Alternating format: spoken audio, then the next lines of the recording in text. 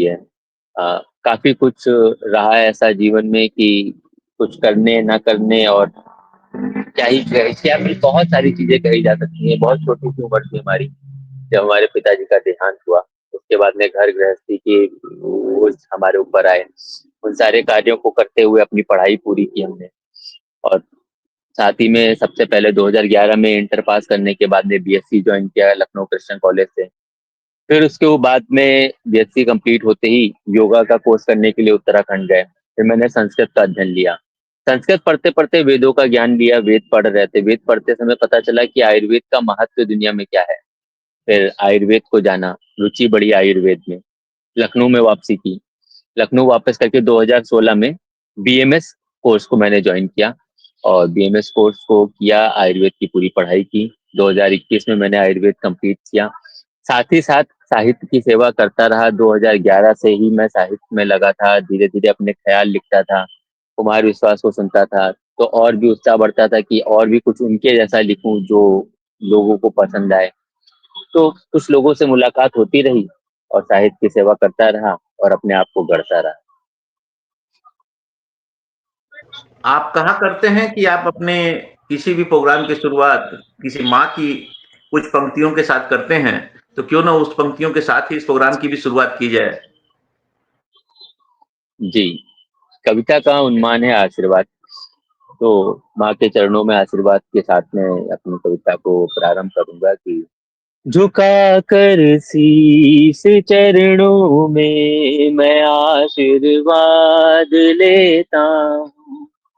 झुका कर शीस चरणों में मैं आशीर्वाद लेता हूँ।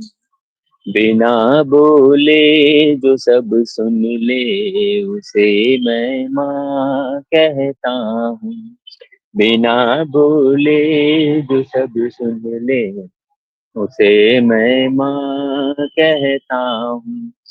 बिना तेरी कृपा के जन्म ना हमको है मिल पाता। बिना तेरी कृपा के जन्म ना हमको है मिल पाता। तू ना होती तो ना होता मैं, न मेरा नाम हो पाता। तू ना होती तो न होता मैं, न मेरा नाम हो पाता। तेरे आशीष के कारण मैं जग में सांस लेता हूँ। झुका कर शीस चरणों में मैं आशीर्वाद लेता हूँ। धन्यवाद। बहुत धन्यवाद। खूब डॉक्टर साहब, बहुत खूब। आप पेशे से एक डॉक्टर हैं, एक कवि जी। हैं, रचनाकार हैं, गजल गायक हैं, शायर हैं। ये एक अद्भुत मिलन जी। है, क्योंकि कहाँ डॉक्टरी का पेशा, कहाँ ये शायरी और ये साहित्य, कहाँ दो अलग अलग छोर हैं ये जिंदगी के। कैसे इन देशों का मिलन जी। होता जी। है और कैसे आप सामंजस्य स्थापित कर पाते हैं दोनों के बीच में।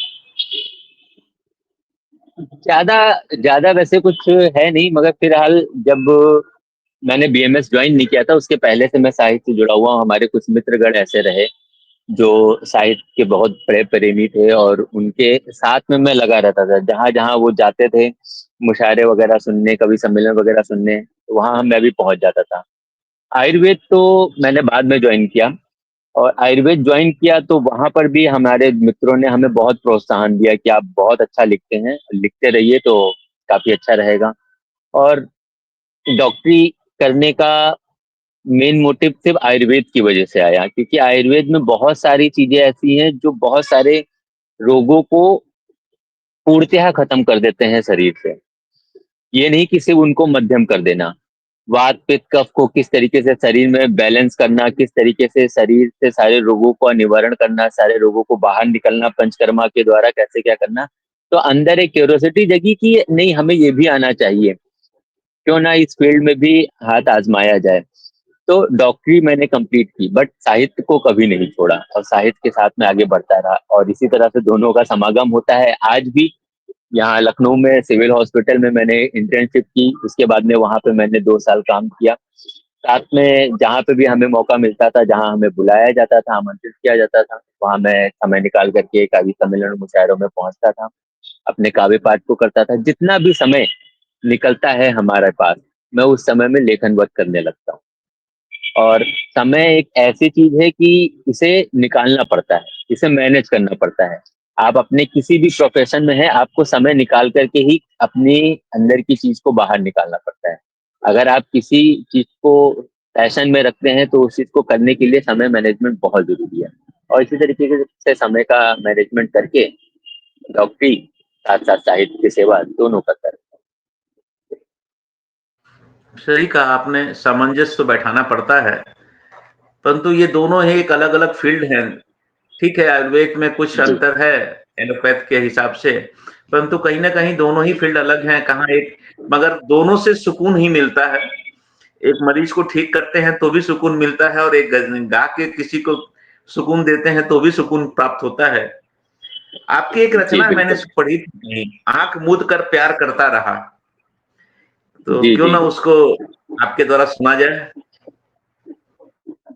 ये रचना बहुत पहले ही लिख दी थी। और खासकर कुछ कंडीशंस हुई थी, मतलब हमारे मित्र गणों में ही, तो उन्हीं पर ये एक रचना ऐसे ही मन में आई और इसको लिख दिया। तो रचना कुछ इस प्रकार से है कि मुकम्मल इश्क की फरियाद करता रहा, मुकम्मल इश्क की फरियाद करता रहा, आंख मूंद कर प्यार करता रहा, मुकम्मल इश्क की फरियाद करता रहा, आंख मूंद कर प्यार करता रहा, दिल का कोना उनके लिए खाली रखा, किराएदार है फरार करता रहा।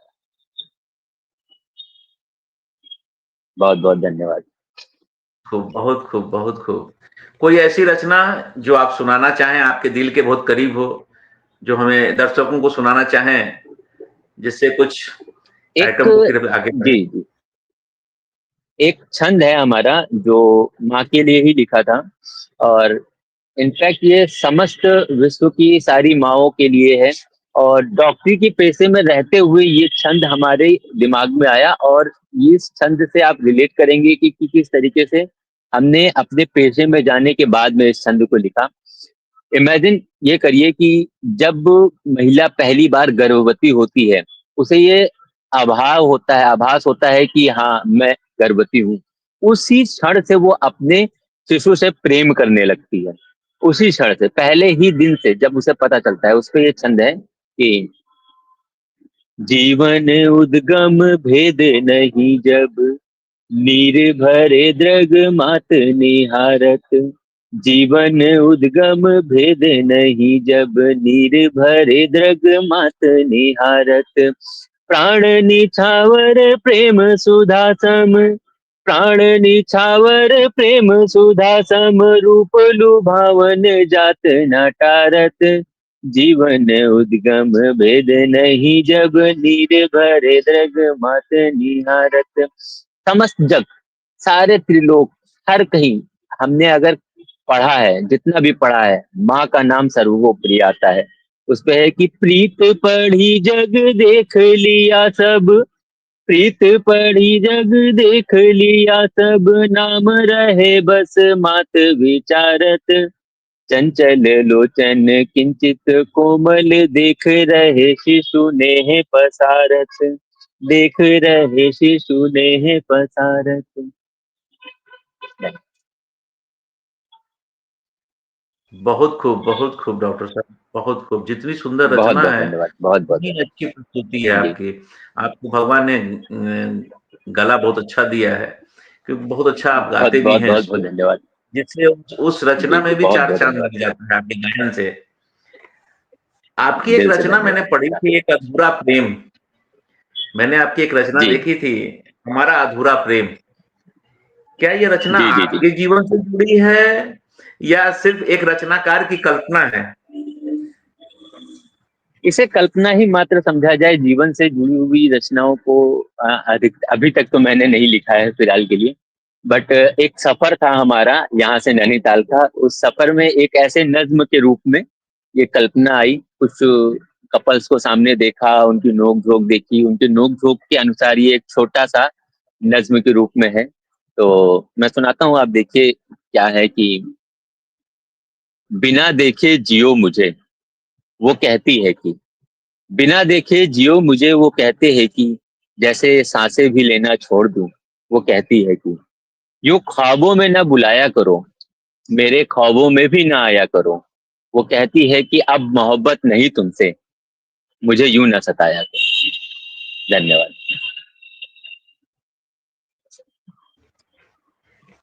आप कविता भी लिखते हैं, गजल भी लिखते हैं, शायरी भी करते हैं।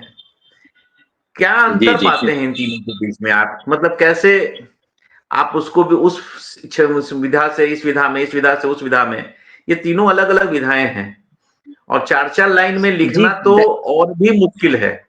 क्योंकि कविता लिखना आसान, हम लिख लेते हैं, पर 4 लाइनों में जी सारे भावों को समेट देना एक बहुत ही कठिन समस्या रहती है।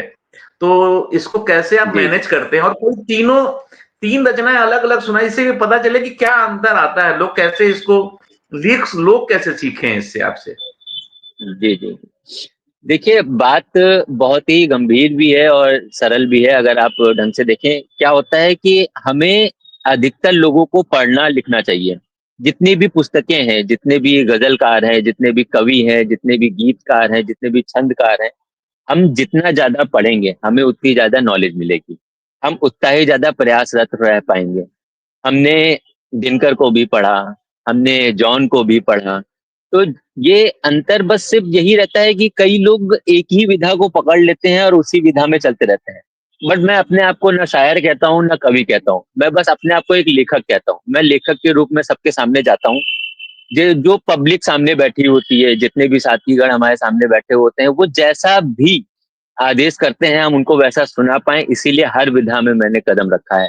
मैंने हास्य में भी बहुत सारी पंक्ति रखी है। हास्य की पंक्तियों से एक ऐसे ही याद आता है कि सुनाते हैं, जरा देखिएगा, दो बंद सुनिएगा उसके कि पूत सपूत पिता से नी पूछे, hello daddy how are you, भोला बाप कहे बेटा से, बेटा क्या कहता है तू।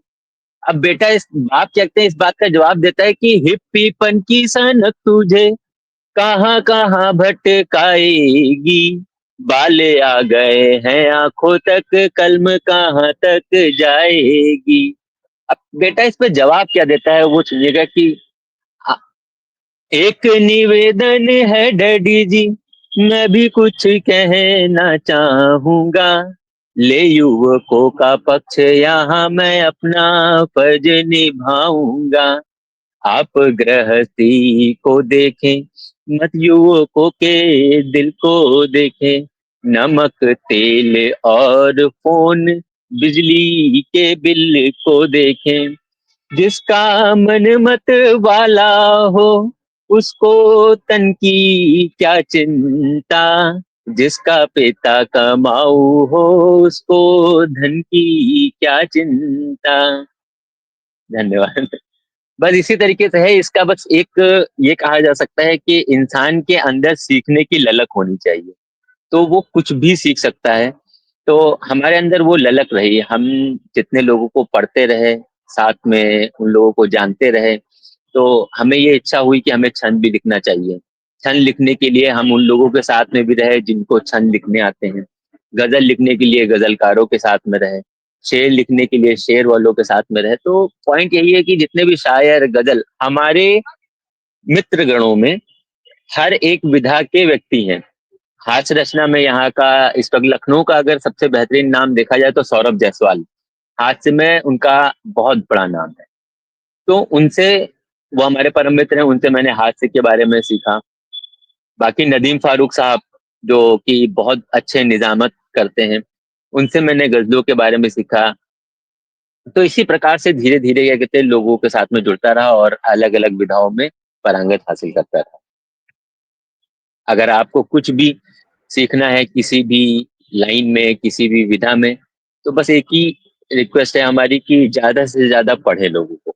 आप जितना से ज्यादा किताबें पढ़ेंगे, जितना ज्यादा ज्यादा पुस्तकें देखेंगे, साथ में छंद, गीत, कविताएं, आपको उतना ही आइडिया होता चला जाएगा और आप उतने ही अच्छे से उन चीजों को लिखते चले। आपने मतलब आज के जो लड़के सीख रहे हैं, पढ़ रहे हैं, उनको किसकी पुस्तक पढ़ने के आप कहेंगे ज़्यादा पढ़ने के लिए? ऐसे तो देखिए क्या कहते हैं ना, जितने भी आजकल के जो नौजवान हैं, इन्होंने शायरी, गजल और इन सब चीजों का एक प्रकार से मजाक बना करके रख दिया है। क्योंकि मैंने अभी तक, मैं एक पेशे से मतलब साथ ही साथ मैंने फाउंडेशन ऑर्गेनाइज किया है। काफी इवेंट्स हमने कराए हैं और काफी इवेंट्स में बहुत सारे नवयुवक शामिल हुए हैं। और उन नवयुवकों में हमने रुचि नहीं देखी कि वो आगे सीखना चाहते हैं, वो बस सिर्फ ख्याल लेकर के आते हैं, अपने जीवन की आप बीती सुनाते हैं। उनसे बस हमारी एक ही रिक्वेस्ट है कि आप किसी भी शायर को सुने, ज्यादा से ज्यादा उनकी वीडियो देखें, उनके हर एक अल्फाज को। क्योंकि ये कहना गलत होगा कि आप केवल इन्हीं शायर की किताब पढ़ें, आप केवल इन्हीं लोगों की गजलें पढ़ें, इन्हीं लोगों के छंद पढ़ें। क्योंकि जितने भी अभी तक हमारे शायर, छंदकार और गीतकार हुए हैं, वो सब अपने में बहुत बड़े हैं और सबने बहुत कुछ सीखा है।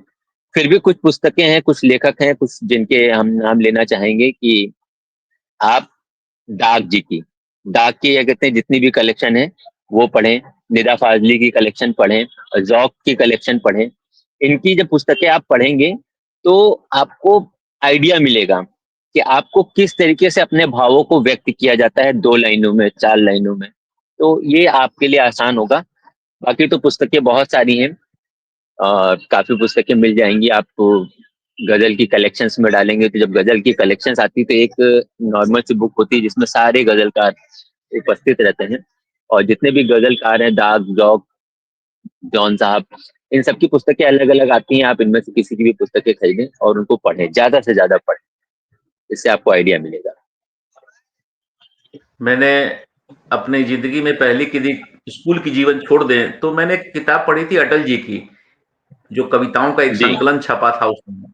उस किताब को पढ़ने के बाद मैंने कई लोगों को सुना, क्योंकि हमारी जिस कंपनी में मैं नौकरी करता था, वहाँ काफ़ी कवि सम्मेलन होते थे। तो लोगों को मैंने सुना था। मुझे आज भी हरिओम पवार जी जैसा जो प्रभाव उनकी रचनाओं में मुझ पर पड़ता है, वो शायद किसी की रचनाओं से नहीं पड़ता अभी तो। आज के वक़्त में मैं बहुत बड़ा जी फ़ैन जी हूँ हरिओम पवार जी का। वो हस्ताक्षर हैं हिंदी साहित्य के, जो हम जैसे नौजवानों को या आप जैसे लोग लड़कों को, हम जैसे लोगों को एक रास्ता दिखाते हैं, जो एक कलमकार कैसा होना चाहिए, जो सरकार से भी जी जी सीधे पूछ सके। उनकी रचनाओं में एक बिल्कुल सीधा बिल्कुल बिल्कुल। चेतावनी होती है, एक रचनाएँ होती हैं, जो अटल जी को सीधे बोल सकते थे, वो हरिओम पवार जी थे।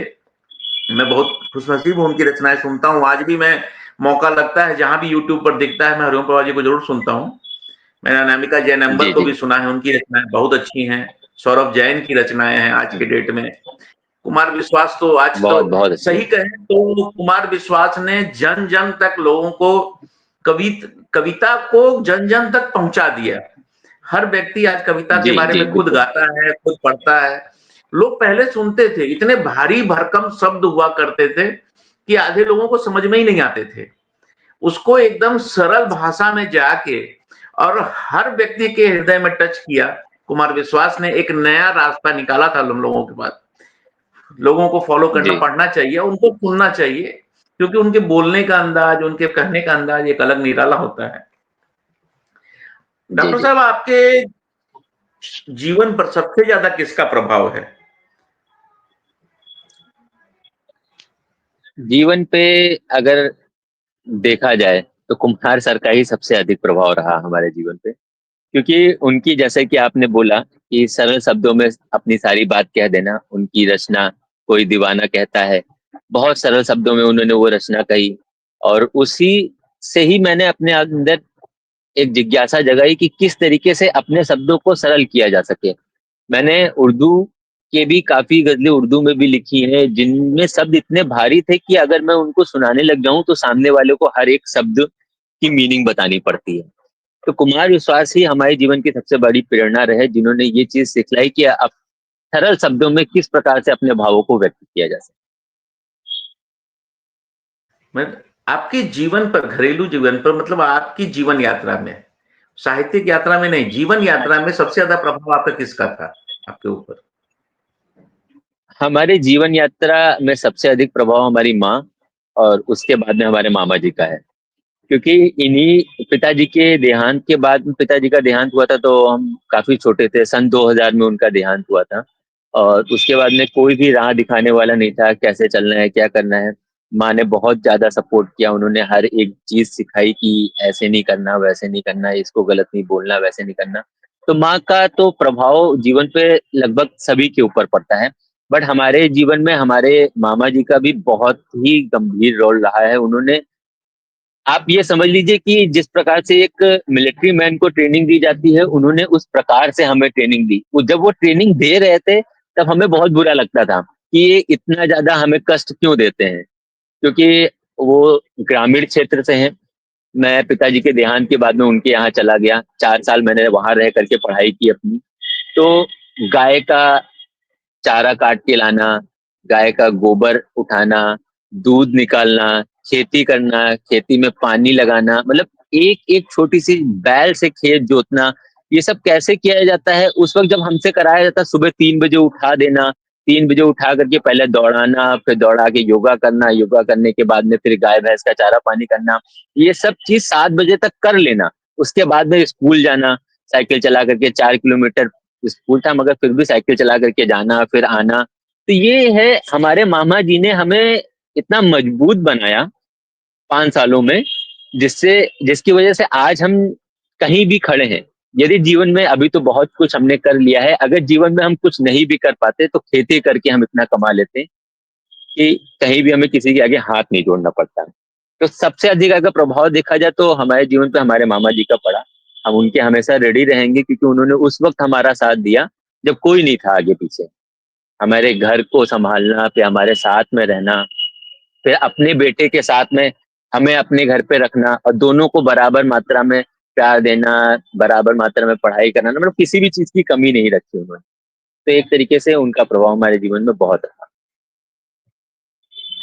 कहा ही जाता है माँ में एक माँ होती है और मामा में दो मामा माँ होती हैं। तो ये कोई गलत नहीं जी कहा जी गया जी है। वो वक्त पर वही खड़े होते हैं पीछे जब सब साथ छोड़ देते हैं। क्या आपने ग्रामीण जी। परिवेश या अपने जिनकी आप प्रभाव आपके मामा जी या माता जी पर है, मामा जी पर है, कोई ऐसी रचना लिखी है जो उन लोगों को समर्पित की है?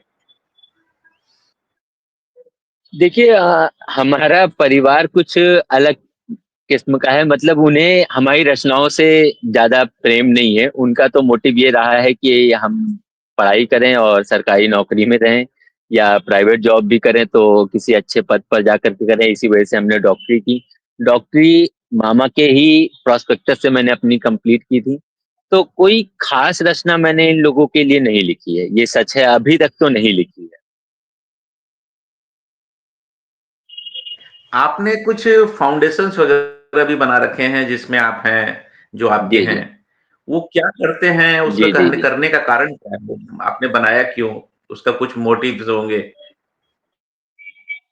हमारा फाउंडेशन बनाने का बस सिर्फ एक ही मोटिव था कि जितने भी विधाओं में पारंगत या जो सीख रहे नए लड़के हैं उनको बुलाया जाए और उनको एक मंच प्रदान किया जाए, जिसके जरिए वो खुल सकें। क्या होता है, काफी लोगों के अंदर फोबिया होता है, माइक फोबिया होता है, कैमरा फोबिया होता है, स्टेज फोबिया होता है, स्टेज पे खड़े होकर के कांपने लगते हैं।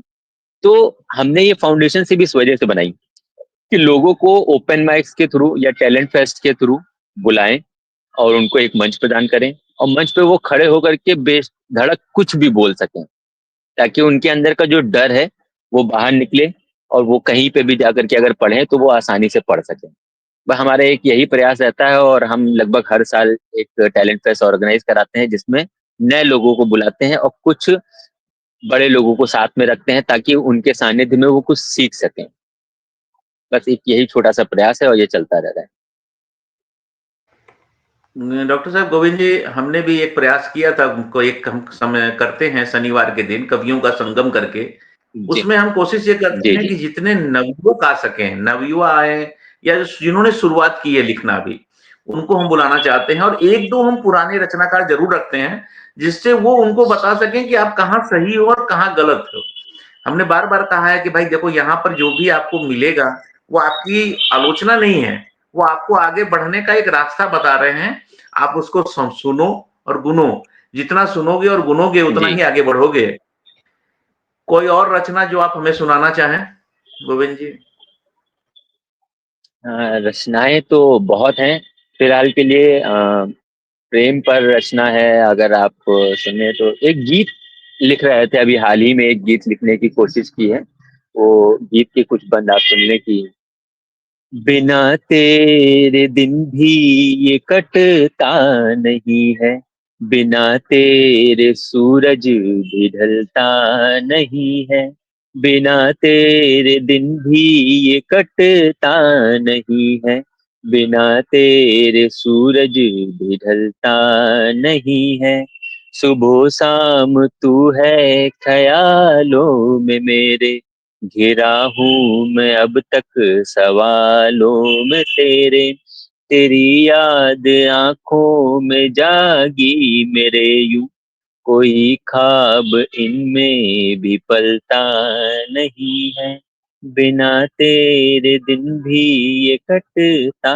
नहीं है, बिना तेरे सूरज भी ढलता नहीं है। बहुत खूब धन्यवाद। डॉक्टर साहब, बहुत खूब। बहुत डॉक्टर साहब बहुत आपने धन्यवाद। बीएससी किया, फिर संस्कृत योगा की पढ़ाई की, फिर बीएमएस किया, जी। फिर हिंदी साहित्य में जी। कर रहे हैं, आप पहले से जुड़े हुए थे, उसके और आगे बढ़े। कैसे आप आगे बढ़े और आपकी इस यात्रा में आपके मार्गदर्शक कौन थे? साहित्यिक यात्रा में इस यात्रा में जब आप आगे बढ़े साहित्यिक यात्रा की ओर, तो इसमें आपको मार्गदर्शन किसका मिला और किसने आपको सहयोग किया यहाँ तक पहुँचाने में? सहयोग तो बहुत लोगों का रहा, क्योंकि हर एक विधा में मैं लिखता हूँ, तो उस तरीके से हर एक विधा में लिखने की वजह से मैंने हर एक व्यक्ति से मुलाकात की, उनके साथ में जुड़ा और उनसे सीखता गया। तो हमारे जीवन में साहित्य में अगर देखा जाए तो कुमार विश्वास का बहुत बड़ा हाथ रहा, उनसे मैंने बहुत सारी चीजें सीखी, उनके सामने गया, उनको अपनी बहुत सारी कलाएं सिखाई, और उन्हीं की वजह से एक तरीके से साहित्य में मैंने कदम रखा था कि वो किस तरीके से सरल शब्दों में अपनी रचनाओं को सबके समक्ष रखते हैं और सभी को समझ में आती है, सभी लोग कहते हैं उसको दिल में धारण करते हैं, गुनगुनाते हैं। बाकी तो बहुत सारे नाम हैं, अब नाम मैं किनके इनके लूं, मगर फिर भी कुछ लोग ऐसे हैं जिनके नाम लेना चाहिए। तहजीब अवध के फाउंडर आमिर फैजल साहब, इन्होंने हमारे जीवन में बहुत बहुत सपोर्ट किया, साहित्य की लाइन में बहुत सपोर्ट किया। मैं जहाँ पे भी जाता था ये वहाँ मिलते थे, हमें सिखाते थे, बताते थे, छोटी मोटी गलतियां सुधारते थे। बाकी गजलें लिखना और गजलें को पूरा करना, एक नाम और लेना चाहूंगा, एक महिला मित्र है हमारे प्रिंसी जी, उन्होंने हमारी गजलों में काफी सुधार किया।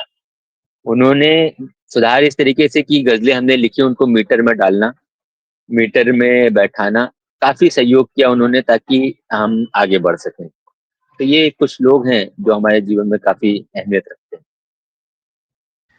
गोविंद जी, क्या है ना कि हमारे जीवन में बहुत लोगों का योगदान होता है इस जगह पहुंचाने में, और जी। ये एक मौका होता है जहां हम उन्हें याद करते हैं और उन्हें बताते हैं कि आज भी आप हमारे लिए वही महत्व रखते हैं जो पहले रखते हैं।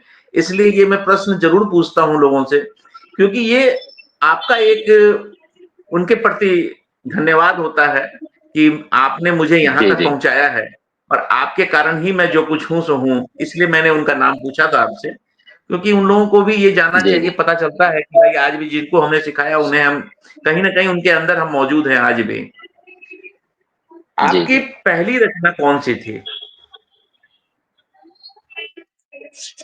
हमारी पहली रचना क्या, अगर एक तरीके से ये देखा जाए कि हमने अगर शुद्ध रूप में कोई रचना लिखी तो वो थी ना जीने की तमन्ना है, और उसके उपरांत जो हमारी रचना काफी अधिक चली वो हमें पागल ही समझा जाएगा।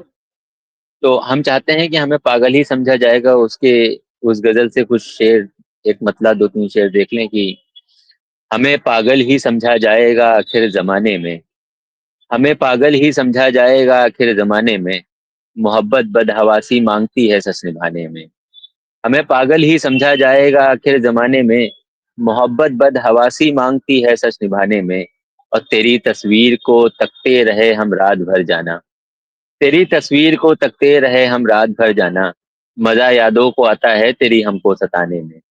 और तेरे आगोश में थे जिन ख्यालातों के पर सारे, तेरे आगोश में थे जिन ख्यालातों के पर सारे, कतर डाले मगर चुप जाएंगे टुकड़े उठाने में। अब बहुत था शोर हम में, सुन सका कोई नहीं लेकिन, बहुत था शोर हम में सुन सका कोई नहीं लेकिन, तुझे जाना तो जाना है नहीं मुश्किल सुनाने में। और यही सच है बिछड़ कर ही हुआ मालूम हमको ये, यही सच है बिछड़ कर ही हुआ मालूम हमको ये, लुटा है जो बड़ा अनमोल था मोती खजाना। धन्यवाद। ये रचना मेरे दिल के काफी करीब है। नहीं, सही बात है। आपको इसीलिए मैंने कहा कि रचना जो आपकी पहली रचना, मतलब आपने आधिकारिक रूप से अपनी पहली रचना इसी को मानते हैं आप। बहुत खूब डॉक्टर साहब, जी जी बहुत जी, खूब। एक तरीके से। माँ की रचना तो हम लोगों ने सुन ली थी। अच्छा, आपने वही हमें पागल जी, ही समझा जाए, ये कब, किस उम्र में लिखी थी आपने? ये इतनी ही है या और भी है पूरी ही? इसमें दो शेर और हैं, और मतलब एक शेर और एक मक्ता बचा हुआ है आखिरी में, वो भी हम सुनाई देते हैं, उसको सुन लीजिए कि जरा तकदीर का ये खेल तो देखो मेरे हमदम, जरा तकदीर का ये खेल तो देखो मेरे हमदम, लगे हैं दांव पर हम तुम मुकद्दर आजमाने। और वहम हो गर खुदी पर जो, वहम हो गर खुदी पर जो, सुनो गोविंद है वो शय, लगेगी मुद्दतें तुमको मेरी जान अब भुलाने में। ये पूरी हो जाती है, पूरे 6-7 शेर हैं और एक मक्ता। जी। ये कब लिखी थी आपने इसको किस उम्र? उम्र तो वैसे याद नहीं है, बट हाँ 6-7 साल, ये समझ लीजिए, एक तरीके से ले लीजिए कि 6-7 साल पहले किया था इसे। आपकी सबसे पसंदीदा कविता कौन सी है? आपकी मतलब मेरी खुद की कविता, एक हास्य में गीत है, और वो गीत काफी ज्यादा ही पसंद है, तो उसी गीत को हम सुना देते हैं कि बेवफा है, बेवफा है सनम, बेवफा है, सूख के हो गया कांटा है, प्यार मोहब्बत घाटा है, सूख के हो गया कांटा है, प्यार मोहब्बत घाटा है, सब पहली दफा है, बेवफा है सनम, बेवफा है, बेवफा है सनम, बेवफा है। इसका एक बंद है जो मेरा सबसे ज्यादा प्रिय है, बाकी तो रचना काफी बड़ी है, वो बंद ही सुनाते हैं हम आपको कि ढूंढ ढूंढ कर लाती है ये इश्क के रोज जुआरी, ये कन्या कुंवारी, ढूंढ ढूंढ कर लाती है ये इश्क के रोज जुआरी, ये कन्या कुंवारी, लड़के ऐसे फांसती हैं जो नौकर हो सरकारी, जाए बलिहारी, लड़के ऐसे फांसती हैं जो नौकर हो सरकारी, जाए बलिहारी। अब लड़के की व्यथा यहाँ देखिए कि ताने रोज सहता है, ताने रोज सहता है, थाने में जो बैठा है पर गुमसुदा है, बेवफा है सनम, बेवफा है, बेवफा है सनम, बेवफा है। धन्यवाद। ये काफी अच्छी है और काफी मेरे दिल के करीब है रचना। जिन लोग आपकी ये रचना सुन रहे हैं, उनकी ये डिमांड है कि ये रचना पूरी सुननी चाहिए, क्योंकि हर जगह आपकी वीडियोज़ में पूरे रचना है नहीं कहीं भी। फ़ेसबुक पर भी छोटी-छोटी ऐसे ही टुकड़े-टुकड़े में आपने सुनाई है। तो ये रचना लोग बहुत जी जी पसंद कर जी। रहे हैं और चाहेंगे कि इस रचना को आप पूरा ही, यदि हो आपके पास हो सामने तो ज़रूर सुनाएँ, नहीं तो कोई बात नहीं है, हम आगे बढ़ सकते हैं। सामने तो नहीं है, बस इसका एक बंद है जो याद है, वो हम आपको सुना सकते हैं। एक बंद और इसमें ऐड कर लीजिए, वो देखिए कि इश्क के इस तूफान में जाने कितने जिले गए हैं, जलजले हैं, इश्क के इस तूफान में जाने कितने जिले गए हैं, जलजले हैं, तुम जैसे कितने आए और कितने आकर चले गए हैं, गले मिले हैं, दिल की हर दीवारों पर, दिल की हर दीवारों पर, ऊंची ऊंची मीनारों पर सब कुछ लिखा है, बेवफा है सनम, बेवफा है। ये बंदिशों की याद है, बाकी तो गीत काफी बड़ा है और बंदिशों की याद भी नहीं, टूटे फूटे याद है, तो फिर कभी उसको पूरा सुनाएंगे। नहीं, नहीं, नहीं, ज़रूर इसको आप रिकॉर्ड करके हमें भी दें, हम भी अपने बोलती कलम की जी जी। पर डालेंगे यूट्यूब पर। लोगों को पसंद है, जी लोग बिल्कुल। सुनना चाहेंगे इसको। गोविंद जी, आजकल एक नया सिस्टम चल गया है, बाज़ार में देखा जा रहा है, लोग पैसा ले रहे हैं ओपन माइक्स के लिए, स्टेज पर बुलाने के लिए। ये एक नई प्रथा चली है लोगों को, और दूसरा सर्टिफिकेट्स बाँटना, उसके लिए पैसे लेना, हर चीज़ के लिए पैसे माँग रहे हैं। तो कैसा महसूस करते हैं आप लोग? आप लोगों के क्या विचार हैं उसके बारे में? देखिए अगर देखा जाए तो एक तरीके से ये सही है, गलत नहीं है। क्योंकि क्या होता है कि अगर कहावत है बहुत सारी कि अगर मुफ्त में चीज मिल जाती है तो इंसान कदर नहीं करता। ठीक है, अगर हमने आपको मुफ्त में एक मंच प्रदान कर दिया, आप वहां जाएंगे, कचरा पढ़ेंगे, चले आएंगे और फिर आपको उससे कोई मतलब नहीं रहेगा। जब ओपन माइक्स ये जितने लोग कराते हैं, वो एक छोटा अमाउंट रखते हैं, 500 400 ये इस तरीके का अमाउंट रखते हैं, तो ये उनके पास भी नहीं जा पाता, क्योंकि उन्हें सर्टिफिकेट प्रिंट कराने होते हैं, मेडल्स प्रिंट कराने होते हैं, साथ में वीडियो एडिट करानी होती है, क्योंकि इसका भी चार्ज पड़ता है। जरूरी ही नहीं कि जो व्यक्ति ये करा रहा है उसको खुद एडिटिंग आती हो। तो इन सब चीजों के लिए किसी ना किसी के थ्रू जाना पड़ता है, एक वेन्यू बुक करना पड़ता है, और वहां नाश्ता पानी भी कराना पड़ता है लोग जो आए हुए हैं। तो इन सब में खर्चा लगता है। अगर एक छोटा सा ओपन माइक भी कोई ऑर्गेनाइज करा रहा है तो कम से कम उसका 5 से 6 हजार रुपए खर्च हो जाता है। और आप एक अनुमान लगा लीजिए कि अगर 20 आदमी आ रहा है और 300 रुपये फीस रखी गई है, तो उसका कुछ भी नहीं बचेगा, क्योंकि 5 6 हजार रुपए वेन्यू ही का खर्चा 3 हजार रुपए से कम नहीं आता, फिर कैमरे का खर्चा आता है, और फिर जिसके पास है सुविधा उसका थोड़ा बहुत बच जाता है, जिसके पास कैमरा है, वेन्यू है, उसका पैसा बच जाता है। बट काफी लोगों के पास ये नहीं होता है, वो हर इंसान अरेंज करता है, क्योंकि मेरे काफी मित्रगण हैं जिनके मैं ओपन माइक्स में गया हूँ, तो मैंने खुद देखा है इस चीज को। अब मैं ही एक प्रोग्राम कराता हूँ ऑर्गेनाइज, अब मैंने एक बुद्धा ऑडिटोरियम में प्रोग्राम कराया। बुद्धा ऑडिटोरियम का सिर्फ जो रेंट है वो 12 हजार रुपए है। अब 12 हजार रुपए अगर हमें स्पॉन्सर कहीं से नहीं मिल रहा है तो वो तो हमें अपनी जेब से देना पड़ेगा, फिर कैमरे का अलग, एडिटिंग का अलग। तो ओपन माइक में अगर पैसे ले रहे हैं तो वो हमारे ख्याल से गलत नहीं है, क्योंकि इंसान को फ्री में चीज मिल जाएगी, वो जैसे मैंने पहले बताया कि वो कचरा पड़ेगा, चला आएगा, फिर उसको मतलब नहीं रहेगी।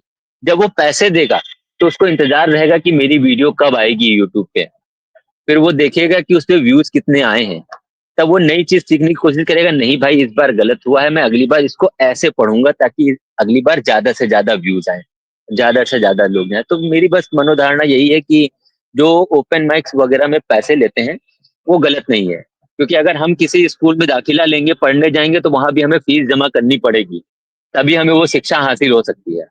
तो अगर किसी एक बड़े कवि को या जानकार कवि को सामने बैठाया गया है और वो आपके ओपन माइक पे कचरे जैसी या आपके ख्याल को सुन रहा है, वो आपको बता रहा है कि नहीं ये आपने यहाँ पे गलत पढ़ा है आपके परफॉर्मेंस के बाद में, तो वो फ्री में तो नहीं मिल सकता। तो मेरे ख्याल से ये गलत नहीं है, एक तरीके से सही है, ताकि इंसान को कदर हो। नहीं, मेरा कहने का मतलब इनके लिए नहीं था। ये ओपन माइक्स तो भाई नॉमिनल चार्ज है, 200 रुपए, 250 रुपए लेते हैं, और इतना तो खर्चा टोटल आता है वेन्यू का। क्योंकि हम लोग जब भी जाते हैं, बनारस में भी हो रहा है आजकल, तो जगह जगह, जयपुर में, हर जगह। सबसे बड़ी चीज, छोटे छोटे शहरों में एक स्टेज हासिल हो रहा है लोगों को, और लोग उस पर जाके अपनी जी रचनाएं पढ़ रहे हैं, जिससे यूट्यूब और उस पर जाके लोगों को जानने का मौका मिल रहा है। तो मगर नहीं, इसकी बात मैं नहीं कर रहा। मैं कह रहा था जो आजकल एक नया सिस्टम चला है कि हम ये अवार्ड देंगे, पर 2,000 रुपए जमा करेंगे तो आपको हम बुलाएंगे और आपको ये इससे सम्मानित करेंगे। मैंने इसके बारे में कहा था ज्यादातर, क्योंकि ये अच्छा अच्छा। एक जी जी नई जी। हम सिस्टम। जी जी जी, हमने ये चीज देखी है, काफी लोगों को देखी है। हम बनारस का ही एक व्यक्ति है, उसने हमें भी ये लिंक भेजा था कि आपको अगर ये सम्मान चाहिए तो इसके लिए आप 2 हजार रुपये दीजिए, अगर आप पूरा 5 हजार रुपये देते हैं तो आपका रहना खाना और साथ में सम्मान और आपको पढ़ने के लिए मंच दिया जाएगा। तो ये तो सरासर गलत है। आप ये तो काव्य की रचना को समझ लीजिए, नीचा गिरा रहे हैं। इंसान, वही बात है कि अवार्ड जितने भी हैं वो अगर खरीद के लिए जाए तो भी उसकी कोई मायने नहीं रहती, कोई अहमियत नहीं रहती, क्योंकि वो तो हम बाजार में जाके कभी भी खरीद के ला सकते हैं और अपने घर में सजा सकते हैं। तो ये तो कतई नहीं करना चाहिए लोगों को। हर व्यक्ति को खुद से आगे बढ़ना चाहिए, खुद से मेहनत करनी चाहिए। और 3,000 रुपये 4,000 रुपये लेकर के आप तो अपना जेब भर रहे हैं, सामने वाले का तो नुकसान ही कर रहे हैं। तो ये तो सच में गलत है, ये तो बिल्कुल नहीं करना चाहिए। जी। उस उससे दिक्कत सही प्लेटफॉर्म्स को होती है कि होता क्या है कि वो रचनाएं जो वो कचरा लिखते हैं उन पर उनको अवार्ड दे पैसा दे के अवार्ड ले लेते हैं, और जब वो दूसरे मंच पर जाते हैं और वही कचरा सुनाते हैं और जब उनका क्रिटिसिज्म होता है तो कहते हैं कि आप लोग हमें खाली आलोचना कर रहे हैं, ये कर रहे हैं, वो कर, हमें जी सर्टिफिकेट जी इशू नहीं होते हैं, हमें नहीं मिलता है। तो लोग अपना स्टैंडर्ड कहीं ना कहीं गिरता है, उससे बढ़ता नहीं है। जी जी पहले हम बिल्कुल। लोग जी पहले जिस हम ग्रुप से जुड़े थे वहां पर हम सभी को सर्टिफिकेट देते थे, फर्स्ट सेकंड थर्ड के बाद भी हम सर्टिफिकेट सबको देते थे। मगर जब मैंने बोलती कलम की शुरुआत की तो मैंने एक नया कॉन्सेप्ट रखा हम लोगों ने कि हम सबको नहीं देंगे, अब उसमें से जो 7 बेस्ट रचनाकार होंगे उन्हीं को हम सर्टिफिकेट इशू करेंगे, बाकी लोगों को नहीं करेंगे। उससे क्या होगा कि जो बचे जी हुए लोग हैं उनको भी लगेगा कि हमें अच्छा लिखना है और हमें भी उस लेवल पर पहुंचना है जहां सब सम्मान दिया जा रहा है वो हमारे भी आए। तो ये एक जी जी प्रयास जी हम बदलाव में लाने की कोशिश कर रहे हैं। लोगों को बुरा लग रहा है कि हर जगह तो मिलता है, हम बोले हर जगह मिलता होगा पर हम नहीं देना चाहते। मैं आपको भी ऑफर दे दिया, जैसे आपके यहाँ कोई रचनाकार हो और वो स्टेज उनको यदि सुलभ कराना हो तो हमारे यहाँ जो कवियों का संगम होता है उसमें आप रचनाकारों को भेज सकते हैं। आपके रचनाकारों को जरूर जी हम स्टेज बिल्कुल। भी देंगे, वो लोग आए, काव्य पाठ करें, अपने आप को निखारें। आप आए, खुद आए, 5-6 जी लोगों को लेके उनके साथ, रचनाकारों के साथ उनका वचन करें और आप उनको बताएं कि आपने कहाँ गलत किया। हम बोलती कलम हर जगह आप लोगों के साथ तैयार खड़ी रहती है। अगले जी प्रश्न में जी चलते हैं डॉक्टर साहब। एक बहुत ही जी टिपिकल प्रश्न है और जो आपसे जुड़ा है। आप एक कवि, जी। एक रचनाकार, एक डॉक्टर, किस रूप में खुद को किससे ज्यादा करीब पाते हैं? देखिए, अगर भाई प्रोफेशन देखा जाए तो फिलहाल के लिए डॉक्टर साइड हमारी इस वक्त ज्यादा ही है। मगर अपनी इच्छाओं को हम दबाना नहीं चाहते, तो हम साहित्य के पास जब आते हैं तो खुलकर सबके सामने आ पाते हैं। डॉक्टरी लाइन में थोड़ा प्रेशर रहता है, उसकी वजह से सामने वाले लोगों की चीजों को देख करके कार्य करना पड़ता है। यहाँ अपने दिल की भावनाओं को पूरी तरीके से आजादी मिलती है व्यक्त करने के लिए। तो जब साहित्य के पास आते हैं तो सच में हम खुल करके सबके सामने आ पाते हैं। तो साहित्य के पास रह करके हम खुद के पास रहते हैं। मतलब डॉक्टर गोविंद यादव खुद को एक जी रचनाकार के रूप में ज्यादा अपने आप को खुद के करीब पाते हैं। जी जी बिल्कुल। आप क्या चाहेंगे कि दुनिया आपको किस रूप में हमेशा याद रखे, डॉक्टर गोविंद यादव या एक कवि रचनाकार गोविंद यादव? नहीं नहीं, बिल्कुल बेशक मैं चाहूंगा कि मुझे एक कवि और रचनाकार के रूप में ही दुनिया याद रखे। कोई आपके व्यक्तित्व को दर्शाता हुआ कोई रचना आपके ऊपर जो आपने खुद पर लिखी हो? मैंने जैसे पहले भी कहा कि हम जो दिखता है सिर्फ उस चीजों पर लिखने के लिए ही है, बाकी तो अपने व्यक्तित्व के लिए नहीं।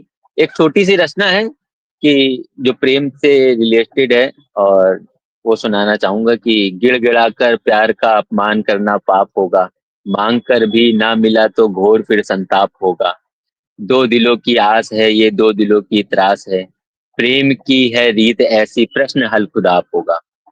तो ये इस तरीके की छोटी छोटी रचनाएं हैं जो हमने अपने लिए लिखी हैं, या ये कह लीजिए कि अपने प्रोस्पेक्टस से लिखी हैं। बाकी तो बहुत कुछ है लिखने के लिए, मगर हमने कुछ ऐसा खास अपने लिए खास करके नहीं लिखा, या अपने जीवन के व्यक्तित्व के ऊपर कुछ नहीं लिखा अभी तक। हम एक फ्री वर्स शायर हैं, जो हमें रास्ते में दिखता है वो हम लिखते हुए चले जाते हैं। अभी की कुछ हाल फिलहाल जो घटनाएं हुई थी, जो अभी कलकत्ता में भी हुई जी और भी जगह हुई, तो हमारे दिल ने देखा था कि काफी व्यथित थे लोग और उस पर काफी लोगों ने अच्छी रचनाएं लिखी थी। क्या आपने भी ऐसी कोई जी रचना जी जो बिल्कुल। सामयिक हो तो ज़रूर सुनाएँ, हम लोग भी सुनना चाहें उसको। नहीं, आप हम मैंने पहले भी आपको बताया कि मैं किसी भी ऐसी घटना पे रचना नहीं लिखता हूँ। मेरा ये रहा है कि किसी भी घटना को इंसान के दिल तक क्या कहते हैं बार-बार पहुँचाना, ये अच्छी बात नहीं होती है। इसीलिए हम या तो प्रेम पे रचना लिखते हैं, या तो देवताओं पर छंद लिखते हैं, या तो माँ के लिए छंद लिखते हैं, या समाज के लिए जो अच्छी हो सके गज़लें वो लिखता हूँ। बट जितनी भी घटनाएँ होती हैं, उन घटनाओं पे मैं बिल्कुल लिखना पसंद नहीं करता हूँ, और मैं ये कह लीजिए या कह लीजिए मैं लिख नहीं पाता हूँ। क्योंकि अगर मैं उन घटनाओं के बारे में लिखने जाता हूँ तो 1 लाइन या 2 लाइन उसके बाद में फिर उन घटनाओं के बारे में सोच करके ही अंदर से अजीब लगता है कि यार इन पे क्या लिखना चाहिए? क्योंकि घटनाओं पे लिखना उन घटनाओं को और ज़्यादा क्या कहते हैं आगे बढ़ाना होता है एक प्रकार से। आप कितना भी उसे पॉलिश करने की कोशिश करें, आप कितना भी कहते हैं उसे अच्छा बनाने की कोशिश करें, बट आप उस घटना के बारे में तो ज़रूर लिखेंगे कि ये ऐसे हुआ था, इसको इस तरीके से हुआ था। तो उसका हमेशा क्या कहते हैं उसकी व्याख्या होती रहती है कि इसको ऐसे करना है, उसको वैसे करना है। तो हम ये नहीं चाहते हैं कि कोई भी व्यक्ति हमारी इन रचनाओं से या हमारे इस तरीके की रचनाओं से क्या कहते हैं हमें जाने। खास करके हमने एक बार लिखने का प्रयास भी किया, और उसमें ये रहा कि जो हमें चाहिए, जो हमें पसंद है कि हम इस चीज़ को दूसरे नज़रिए से लोगों तक पहुँचाएँ, वो मैं नहीं कर पाया। इसलिए मैंने घटनाओं के ऊपर लिखना सही नहीं समझा, क्योंकि अगर मैं लिखूँगा, लोगों को पसंद ना आए, या फिर उससे लोग हमें गलत समझें कि आपने ये किस नज़रिए से लिख दिया है, तो थोड़ा-सा अंदर हिचकिचाहट रही। इस वज़ह से अभी तक मैंने किसी भी घटना के ऊपर कोई भी ऐसी पंक्ति या कविताएँ नहीं लिखी। नहीं, कहने का मतलब घटना के ऊपर नहीं लिखी, मगर क्या होता है जैसे कि उस होता लड़की के साथ है, मगर एक पिता की व्यथा होती है। बेटी की बारात जी, शादी जी। विदा बेटी बेटी बड़ी होकर जब शादी करके जाने लगती है तो बेटी पर कविताएं बहुत लिखी गई, मगर उस पिता की व्यथा किसी ने नहीं लिखी, क्योंकि पिता भी उसी से कहीं ना कहीं जुड़ा हुआ है। वो व्यथा जरूर बेटी से जुड़ी हुई है, मगर व्यथा पिता की है।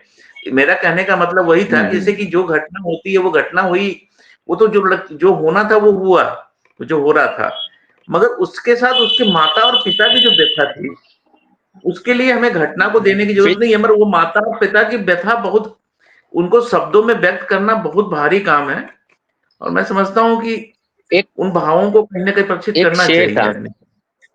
जी, जी। एक शेर था हमारा जो थोड़ा इससे रिलेट करता ही हुआ है। मैंने इस पे ग़ज़ल लिखने की कोशिश की, बट इसको मैंने पूरा नहीं किया है, और अब आपने ये बात बोली है तो मैं ज़रूर इसको पूरा करने की कोशिश करूँगा। बट एक विदाई के समय का सीन है, याद करिएगा, और फिर उसपे ये 2 लाइनें हैं कि ये आँखें डूब जाती थी ज़रा-सी चोट पर लेकिन, ये आँखें डूब जाती थी ज़रा-सी चोट पर लेकिन, नमी को थाम कर रखा लबों तक राज़ ना आया। ये इस प्रकार से है, बाकी तो इस पे काफ़ी चीज़ें लिखेंगे। आपने कहा है तो हम ज़रूर प्रयास करेंगे कि इस भाव पे भी कुछ न कुछ लिखा जाए। सही बात है गोविंद जी, क्योंकि हर माँ की व्यथा, माँ पेट पालती है, सबसे ज़्यादा रचनाएँ माँ पर ही पाई जाती हैं। पिता पर रचनाएँ अब जी। लिखने लगे हैं लोग, अब कुछ रचनाएँ आने लगी हैं लोग पिताओं पर, वरना पिता पर कभी कोई रचना आती नहीं थी। जबकि व्यथा दोनों ही झेलते हैं, बिटिया की विदाई पर जितना माँ को दिक्कत तकलीफ होती है, उतना पिता को भी होती है। क्योंकि बिटिया शायद पिता से ज़्यादा करीब होती है, माँ से भी ज़्यादा करीब, दिल के करीब पिता के होती है वो। माँ के तो भाई खास है जी, ही, जी। वो शरीर का हिस्सा है उसके, पर पिता के लिए भी एक बहुत ही जी, जी। नज़दीकी रिश्ता होता है उसके साथ। वो एक माँ, एक बाप, वो एक माँ का रोल भी निभाती है, एक वक़्त पे बहन का रोल भी निभाती है। वो हर जगह आपके जीवन में इन्वॉल्व होती है। तो उन रचनाओं पर भी हम लोग, इसीलिए हम लोग भाव लिख पाते हैं। आपने कहा कि धार्मिक रचनाओं पर, आपने धार्मिक पर भी काफ़ी रचनाएँ लिखी हैं। कोई रचना ऐसी जो हमें जी, जी, सुनाना बिल्कुल। चाहें? अ, छोटे-छोटे प्रयास हैं। एक गीत के अनुमान में ही लिखा था, मगर आप सुनिए कि रट रहा हूँ नाम भोले, तू हृदय के द्वार खोले। रट रहा हूँ नाम भोले, तू हृदय के द्वार खोले। शिव कसौटी पर उतारे, देह के अनुबंध सारे। शिव कसौटी पर उतारे, देह के अनुबंध सारे। प्राण मन सब हार करके, मैं खड़ा तेरे सहारे। मैं खड़ा तेरे सहारे। एक श्री कृष्ण भगवान के ऊपर इसी के आगे की पंक्तियां हैं, कुछ उनको अर्पित किया है कि है बहुत अनुराग तुमसे, कंठ में है राग तुमसे, है बहुत अनुराग तुमसे, कंठ में है राग तुमसे, श्याम मन मधुबन हमारा, है धड़कता बन तुम्हारा। श्याम मन मधुबन हमारा, है धड़कता बन तुम्हारा, बाग की कोकिल हो जैसे, है चहकता मन हमारा। तो इसी प्रकार से छोटे छोटे प्रयास रहे हैं और उनको हमने लिखने की कोशिश की है। बाकी छंद गोविंद जी भी हैं क्योंकि कुछ मैं तो। जी। जी सुनाना चाहें जरूर सुनाएं उसको। नहीं नहीं, आप बोले, वो छंद है, वो सब याद नहीं है, याद आएगा तो हम सुना देंगे बीच में आपको।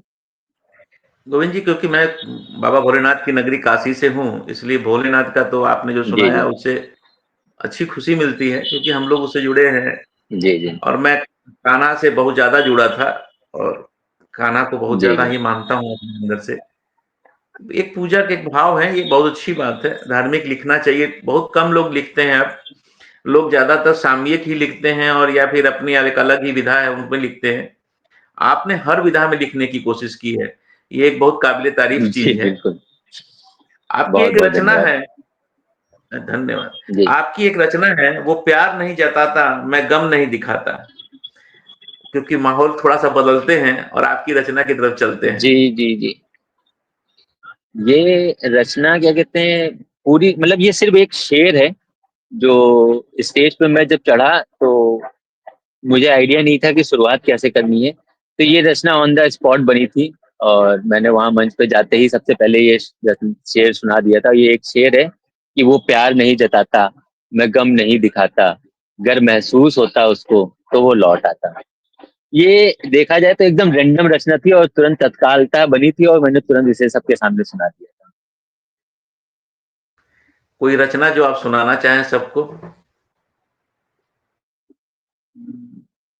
रचना एक गीत, वैसे तो पहले एक दो शेर हैं छोटे छोटे, वो आप सुन लें, फिर एक क्या कहते हैं रचना है पूरी, वो आपको सुनाएंगे। शेर है ऐसे कि बड़ी शिद्दत से चाहा था मगर हासिल नहीं मुझको, बड़ी शिद्दत से चाहा था मगर हासिल नहीं मुझको, मेरे हिस्से में जितनी थी मोहब्बत कर चुका हूँ मैं, मेरे हिस्से में जितनी थी मोहब्बत कर चुका हूँ मैं, सबब ये है भला किसका, वफाओं का जफाओं का, सबब ये है भला किसका, वफाओं का जफाओं का, मगर किस्मत से भी लड़ने की जरूरत कर चुका हूँ मैं। ये दो शेर थे और एक गजल है, वो भी आपके समक्ष रखते हैं तो देख लें कि एक गजल हाल ही में लिखी है, मैं आपको उस पर कुछ क्या कहते हैं पंक्तियां आपको सुनाता हूँ।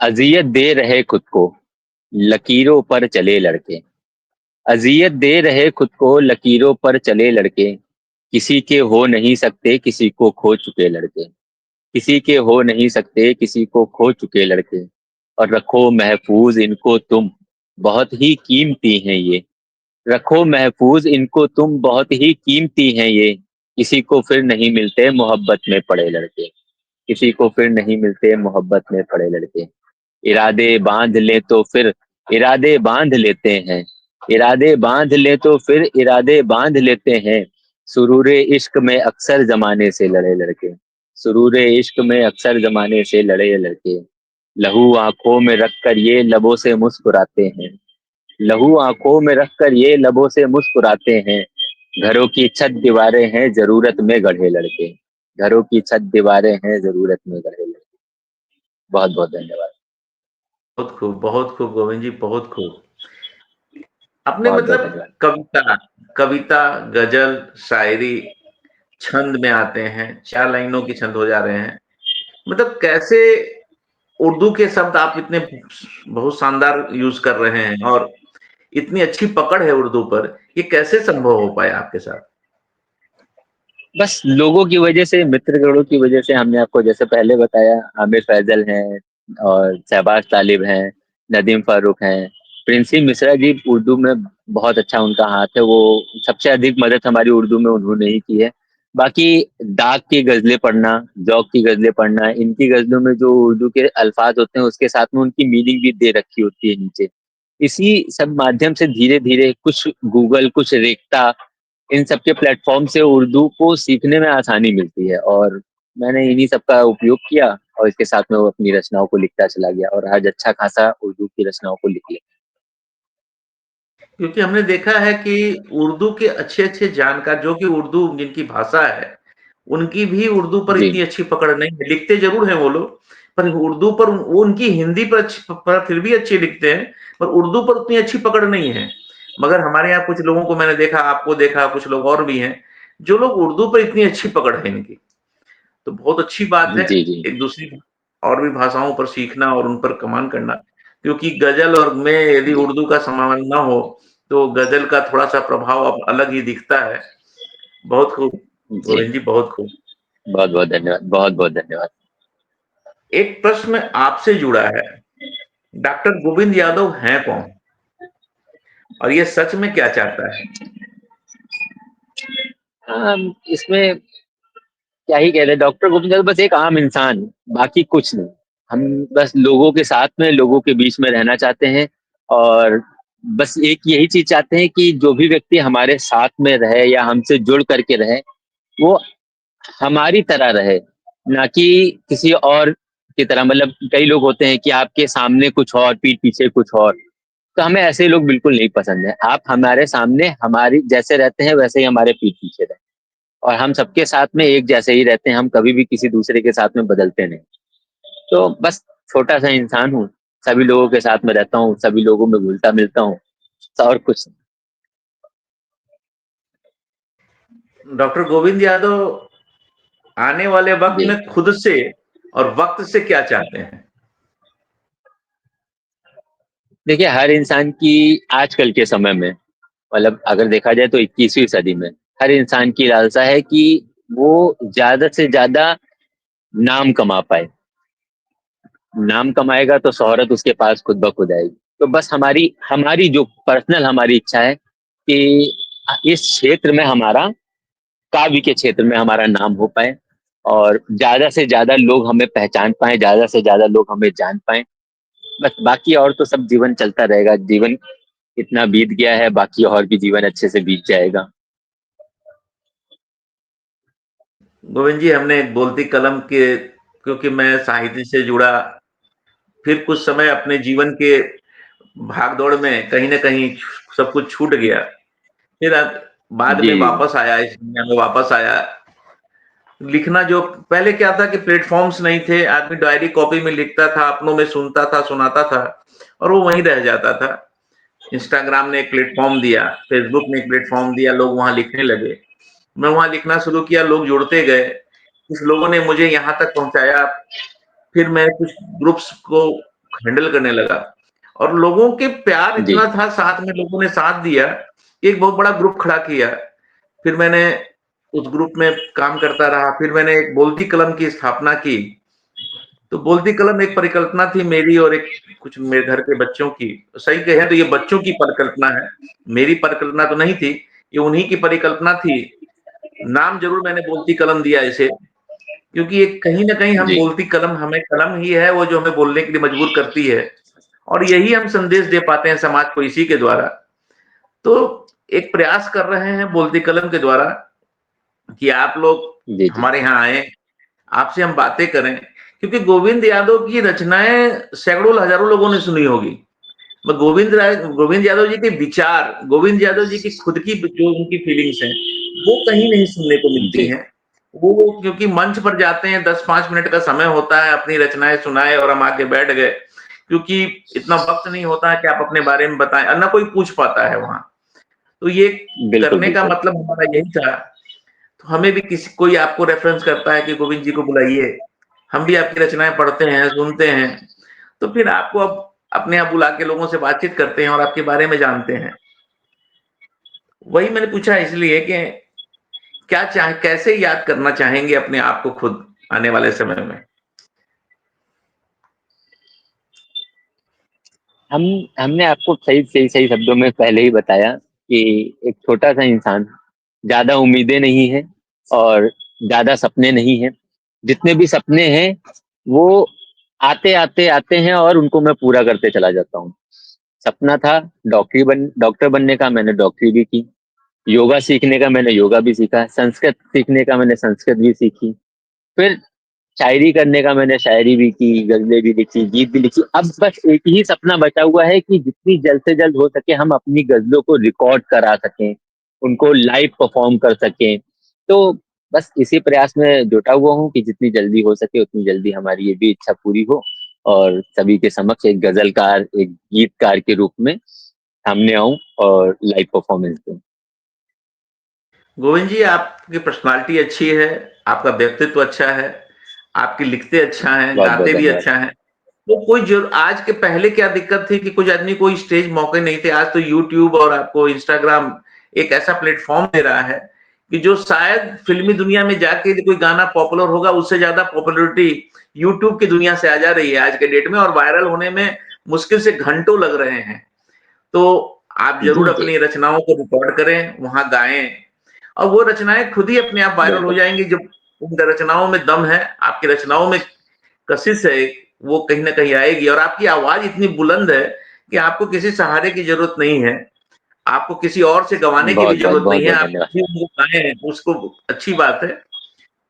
आपका जी, एक जी। रचना है, मैंने पढ़ी थी कहीं, मांगता हूं तुझको खुदा से जैसे, मांगता जी, हूं जी। तुझको खुदा से जैसे। ये रचना जरा हम लोग भी सुनना चाहेंगे आपसे, दर्शकों को सुनाएं आप भी। जी, जी, ये रचना पूरी नहीं है अभी फ़िलहाल के लिए, इसमें सिर्फ़ 4 ही लाइन हैं और वो ऐसे हैं कि कर गया सूना मेरा आंगन कोई, कर गया सूना मेरा आंगन कोई, ले गया सीता मेरी रावण कोई। कर गया सूना मेरा आंगन कोई, ले गया सीता मेरी रावण कोई। और माँगता हूँ तुझको खुदा से जैसे, माँगता हूँ तुझको खुदा से जैसे, माँगती है औलाद बांझन कोई। धन्यवाद। बहुत-बहुत धन्यवाद। एक एक हमारे साहित्यिक दुनिया में एक और नया चलन शुरू हुआ। पहले तो क्या थी, किताबें छपती थी, सबके लिए संभव नहीं था। एक नया चलन शुरू हुआ, जी। साझा सकलन, संकलन करके। उसमें लोग रजिस्ट्रेशन का फीस ले रहे हैं और कर रहे हैं। तो और उसमें रचनाओं का कोई स्टैंडर्ड से उनको कोई मतलब नहीं है। सही कहें, कोई 300 मतलब रुपए नहीं होता। लिया, जी। जी, जी। रचनाएं आप दे दीजिए, हम डाल देते हैं। उनमें चाहे आपने गलत लिखा है, हिंदी की मात्रा गलत है या क्या गलत है, उनको कोई मतलब नहीं है। आपने जो दिया वो उन्होंने छाप दिया। तो क्या एक ये हिंदी साहित्य के लिए ठीक है या गलत है? नहीं, नहीं, बिल्कुल ठीक नहीं है। आप पहली बात तो जितने भी ये कहते हैं अच्छे शायर हैं जो अच्छा लिखते हैं, वो कभी भी संकलन में पार्टिसिपेट नहीं करते हैं। और इस प्रकार से बुक को पब्लिश कराना भी बहुत गलत है क्योंकि लोग जब उसे पढ़ेंगे तो उनके मन में भी वही भावना आएगी और वो उसी प्रकार का ही लिखेंगे। इसीलिए हम तो सख्त खिलाफ हैं इस तरीके के संकलन के। आप यदि लिखते हो, आपने लिखा है, आपके पास बहुत सारा कंटेंट है, तो आप स्वयं अपनी पुस्तक को प्रकाशित करिए और उसको प्रकाशित करने से पहले भी उसकी जाँच करवाइए, ताकि लोगों तक अच्छी चीज़ें पहुँचे।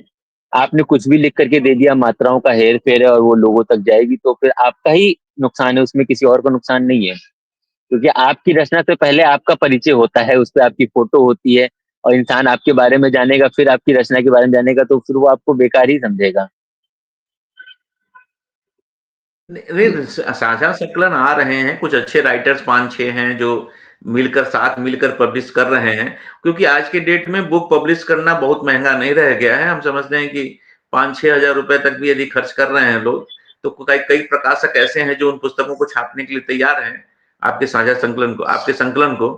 तो ये जी, किया जी। जा सकता है कि वो अपने संकलन खुद लिखें और छपवाएँ। आजकल 100-100 यदि 100 के करीब रचनाएँ हैं, तो आप अपने संकलन ला सकते हैं। और पब्लिशर भी आपकी हेल्प करते हैं, ऐसा नहीं है, कुछ हैं ऐसे पब्लिशर जो हेल्प करते हैं। हाँ, कुछ ऐसे भी हैं जो जी, परेशान भी जी। करते हैं, मगर कुछ ऐसे हैं जो आपकी हेल्प करते हैं, मात्रा को सुधारते भी हैं। तो कोशिश करते हैं, एक नई शुरुआत हुई है, ठीक है। हर का कुछ जी। ना कुछ ब्लैक एंड व्हाइट होता है, कुछ अच्छा होता है तो कुछ बुरा भी होता है। चलिए, आगे वक़्त आएगा, बिल्कुल, कुछ ना बिल्कुल। कुछ फिर से कुछ बदलाव आएगा, कुछ नई चीज़ आएँगी। पुस्तकें पढ़ना जीवन में बहुत ज़रूरी है। आपने कहा था कि मैं पुस्तकें पढ़ता हूँ।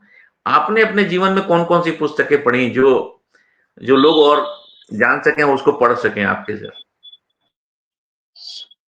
देखिए, पुस्तकों की गंभीरता वैसे तो बहुत सारी हैं, बट हमारे जीवन में जो सबसे ज़्यादा महत्व रखती हैं पुस्तकें, यदि आपने नाम सुना हो, तो पंडित श्री राम शर्मा आचार्य जी, जो शांति कुंज के वो संस्थापक हैं। हाँ जी, तो उनके द्वारा लिखे गए वाङ्मय, उनके द्वारा लिखी गई जीवन के ऊपर छोटी-छोटी पुस्तिकाएँ, और वो पुस्तकें बहुत कीमती नहीं है, बहुत सस्ते रुपए में आती हैं। आप उन पुस्तकों को लीजिए और उन पुस्तकों को सरल भाषा में पढ़ सकते हैं। उन्होंने वेदों का उपवेदों का भी अनुवाद सरल शब्दों में किया है, जिससे आप वेद भी अच्छे से पढ़ सकते हैं। तो मुझे उनकी जितनी भी रचनाएँ, जितनी भी उन्होंने 4000 5000 किताबें लिखी हैं, वो सारी किताबें मुझे बहुत पसंद है, और लगभग किताबों को मैंने करीब से पढ़ा है।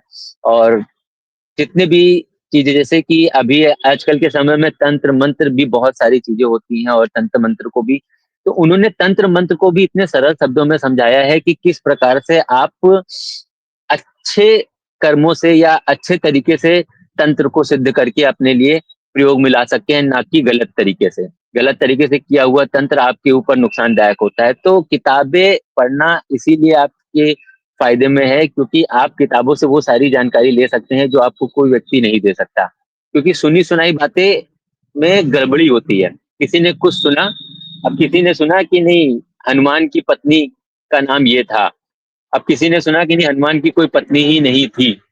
तो इस प्रकार से बहुत सारी बातें होती हैं, और आपके अंदर आपको जानकारी नहीं मिल पाएगी। और जबकि एक्चुअल में देखते हैं, हनुमान देव को सारी विद्या प्राप्त करने के लिए विवाहित होना अनिवार्य था, इसीलिए उन्होंने सूर्य की पुत्री से विवाह किया था। विवाह करने के बाद में दोनों लोगों ने आजीवन क्या कहते हैं ब्रह्मचर्य का पालन किया, कभी भी मिले नहीं, और दोनों देवी देवताओं को अब आज भी माना जाता है।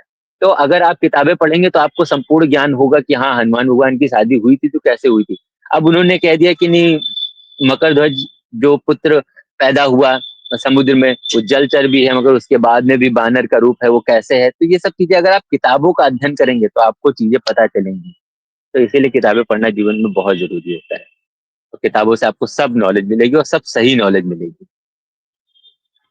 आपने श्री राम शर्मा आचार्य के यहाँ काफ़ी रचनाएँ लिख कर आपने बताया था कि आप लिखते हैं वहाँ पर। तो कौन-सी इधर कोई रचना जो जी जी। लिखी जो वहाँ छपी है आपकी जो? वहां पर एक गीत था जिसमें हमारा सहयोग था, वो हमने आंगन नहीं बुहारा, यदि आपने गीत सुना होगा। तो ये हमारा 2012 में हमने क्या कहते हैं इस गीत को कंप्लीट करवाया था। और वहाँ पे शशि माथुर जी थी जिन्होंने क्या कहते हैं इस गीत को गाया था, और फिर उन्होंने ही इस गीत को पूरी तरीके से वो अखंड ज्योति में पब्लिश करवाया था। बाकी छोटे छोटे गीत हैं जो मैंने क्या कहते हैं वहाँ के लिए लिखे हैं।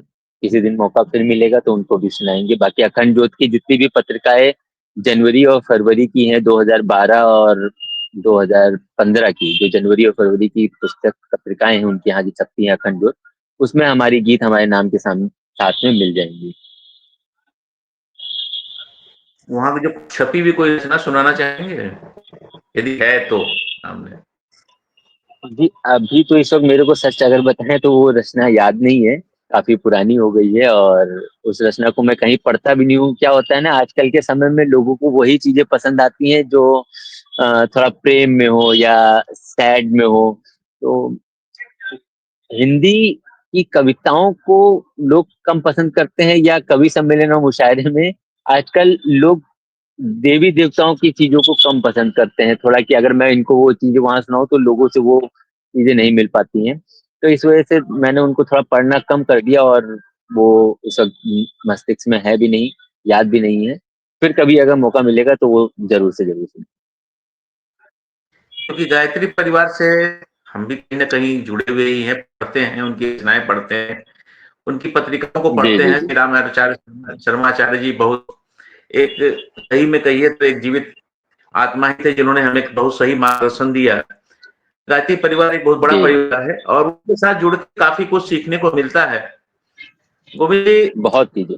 कोई ऐसी रचना जो आप सुनाना चाहें हमें और हमारे दर्शकों को?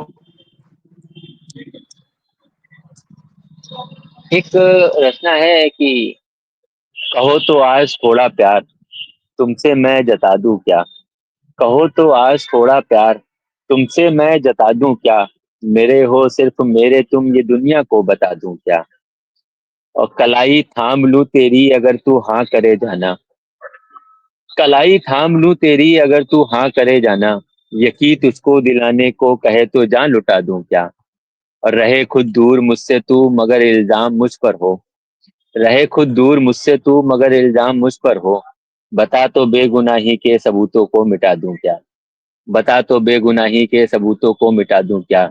इसके दो शेर और हैं जो बहुत ज्यादा पसंदीदा है मेरे, कि तुझे पढ़ने में जाते हैं मेरे दिन रात ये सारे, तुझे पढ़ने में जाते हैं मेरे दिन रात ये सारे, तुझे पढ़ने में जाते हैं मेरे दिन रात ये सारे, कहे अगर तू मेरी जाना गजल तुझको बना दूं क्या। और उदासी से घिरा कमरा मेरा देखा नहीं जाता, उदासी से घिरा कमरा मेरा देखा नहीं जाता, तेरी तस्वीर को हमदम दीवारों पर लगा दूं क्या। तुझे सोचूं तुझे समझूं तेरी खातिर बता अब मैं, तुझे सोचूं तुझे समझूं तेरी खातिर बता अब मैं, निगाहों को समंदर कर उजालों को डुबा दूं क्या। धन्यवाद, बहुत बहुत धन्यवाद। बहुत बहुत खूब। अभी आपसे ये कहूँ कि यदि आज के रचनाकारों, क्योंकि आप भी अभी-अभी युवा रचनाकार ही हैं, तो आज के जी जी बिल्कुल।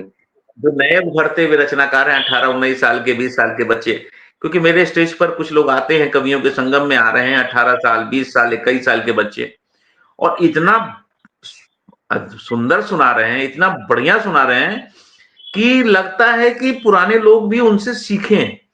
बहुत ही अच्छा लिख रहे हैं और अद्भुत। आपके लखनऊ से भी एक बच्चा हमारे यहाँ आया था, आदित्य यादव करके था, शायद आदित्य नहीं, आयुष यादव। आयुष आयुष यादव, हाँ यादव, सर याद, मुझे जान रहा हूँ। यस वो वीनस में काफी अच्छा वो लिखता है। उसके बोलने का जो अंदाज है वो उसकी रचना को प्रभावशाली बना देता है। तो काफी आज के सुना है जो नए उसको हमने। रचनाकार, जी, बहुत बढ़िया लड़का लिखता है। और भी एक दो हैं, एक लड़का आया था रघुनंदन करके, शायद हमारे यहाँ, वो हाँ छोटी छोटी रघुनंदन को भी बहुत अच्छा लिखता है। अद्भुत लिखता है लड़का, बहुत बढ़िया लिखता है। शायद उसके पास समय नहीं है, वो स्टेज पर कम आ पाता है या ओपन माइक में भी कम आ पाता है। मैंने कहा तो बोला सर कहीं काम करता है वो। वैसे लड़के यदि आगे आए तो सचमुच हमारे हिंदी साहित्य बहुत समृद्ध रहेगा। तो आप क्या जी जी संदेश देना चाहेंगे इन लोगों को कि ये लोग क्या करें और कैसे आगे बढ़े? क्योंकि 16 साल, 17 साल आयुष की यादव उम्र 16 साल, 17 साल की है। हम समझते हैं रघुनंदन की भी उम्र यही होगी आसपास। अभी एक लड़का हमारे यहाँ जुड़ा था सारांश करके, उसकी उम्र 8 साल या 10 साल है मुश्किल से। वो भी ओज वाली जी जी। कविताएं सुनाता है। तो क्या संदेश देना चाहेंगे आप उनको? संदेश क्या, बस इसी तरीके से अपने काव्य पाठ करते रहें, लोगों से मिलते रहें, और जितना भी अच्छा हो सके उतना मिले। ज्यादा से ज्यादा मंच, अगर मौका मिल रहा है उन्हें, तो वो ज्यादा से ज्यादा मंच पकड़ें और मंच पे जाएं, ताकि उनको लोग जान सकें और वो आगे बढ़ सकें। बाकी हम, जैसा भी आपने नाम लिया रघुनंदन का, तो होता है कुछ ऐसा कि इंसान के ऊपर ऐसी घर की जिम्मेदारियां आ जाती हैं जिसकी वजह से उसे कमाना पड़ता है, और कमाने की ओर ज्यादा ध्यान देना पड़ता है। अगर वो कमाएगा नहीं तो उसकी घर गृहस्थी नहीं चल पाएगी। तो रघुनंदन के साथ में कुछ ऐसा है जिसकी वजह से वो काव्य जगत में कम समय दे पाता है, और समय दे भी पाता है, मगर आजकल के समय में ऐसा है कि बिना पेमेंट के किसी ओपन माइक में आप जा नहीं सकते हो। अब रघुनंदन के पास में इतना पैसा नहीं है कि वो ओपन माइक में हर बार पेमेंट दे करके जाए। वो जहाँ जॉब कर भी रहा है वहां बहुत सारे ओपन माइक होते हैं, मगर वो सिर्फ पेमेंट की वजह से नहीं जा पाता। हम जब भी अपना ओपन माइक वगैरह करते हैं उसको आमंत्रित करते हैं, वो यहाँ आता है, परफॉर्म करता है। हम जब भी टैलेंट फेस्ट कराते हैं वो यहाँ आता है, परफॉर्म करता है। तो वो काफी समय से वो भी जुड़ा हुआ है हम लोगों से। तो काफी बच्चे ऐसे हैं जो घर गृहस्थी को संभालने के चक्कर में इस फील्ड में आगे नहीं बढ़ पाते हैं। तो बस हमारा एक ही कहना उन लोगों से भी है, और उन लोगों से जो कार्यक्रम करवाते हैं, कि भाई आप बच्चों को मौका दें ताकि वो अपनी रचनाओं को निखार सकें और उनकी रचनाएं आगे बढ़ सकें। गोविंद जी, मैं बोलती कलम की तरफ से तो जी एक आश्वासन दे सकता हूँ आपको कि ये बोलती कलम हमेशा तैयार है। चाहे वो रघुनंदन हो, चाहे आयुष हो। मैं आयुष हमारे यहाँ 2-3 बार आ चुके हैं, अब तक 2 बार आ चुके वो। आयुष के साथ मैंने जी एक जी पूरा एक पॉडकास्ट किया था 1 डेढ़ घंटे का। शायद उस दिन नेट की ज़्यादा प्रॉब्लम थी, फिर भी 1 घंटा करीब हमारा हुआ था। और हम कोशिश करते हैं वैसे ही रचनाकारों को लाने के लिए भी, उनको आगे बढ़ाने के लिए। आपको भी यदि ऐसे जी जी रचनाकारों को लगता है कि स्टेज देना चाहिए, तो आप बोलती कलम में उनको कह दें, वो आएँ, हमारे पास स्टेज है, हम उनको स्टेज देंगे।